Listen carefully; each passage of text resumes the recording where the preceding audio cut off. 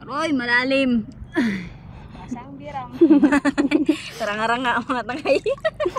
Madalas talaga mga katangay naglalabasan yung mga gaitong shell kapag gabi. Kaya naman ngayong araw ay samahan nyo nga kaming mangilaw. Ayan mga katangay, so magandang gabi. Mangingilaw kami ngayon. Nag-aya si ate ko tsaka yung boyfriend niya tsaka yung isang kasama ni ate na teacher, si Ma'am Yeda. Ayan, shout out kay Ma'am Yeda Verano. Papunta na kami mga tangay dun sa may pag-i-spatan namin kung saan kami mangingilaw. Mga tangay, dito na kami sa spot, sa Ibasan na.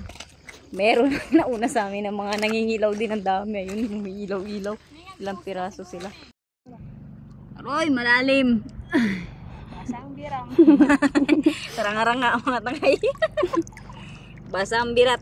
Ay, kabidyo. Dahil nga pagdating namin dito mga katangay, malalim na ngayon dagat, kaya naman sinuong na nga lang namin. Tingnan nyo naman, basang-basa na agad ako. Banda kasi doon mga katangay sa mababay, wala talaga kaming nakita, kaya naman pumunta kami to sa may malalim banda. Nga rin ako nakapagpalit mga katangay ng damit dahil akala ko hindi nga kami mababasa. Kaya mga katangay, may nakita si Ma'am Yeda. 3 ranga-ranga. Kasong lalim guys. Ayan no. Paahin mo na lang ni. 3 agad, grabe. Yan no, 3 agad. Wow. Parang may tampukatan niya.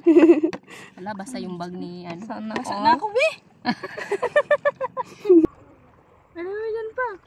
Lang, kita ruman no? Uy. Tata. Aroy. Nang. Iba, hindi. Samong. Samong. Tambal dito.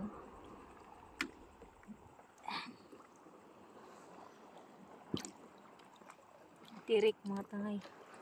Pero good size lang siya. Kunin na namin to. May laman na to mga tangay.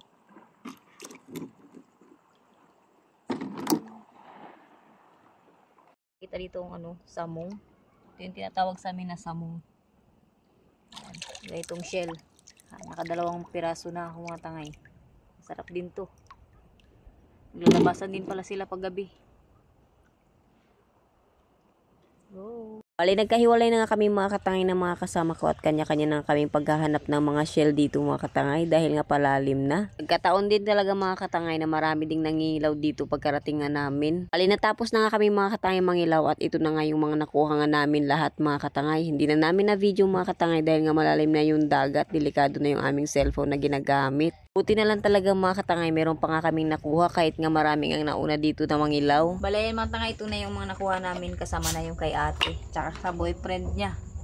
So, si Ma'am Yeda, paldo si Ma'am Yeda, mag-isa lang siya pero ang dami niyang nakuhang ano, ranga-ranga. So, malalim na kasi mga tangay.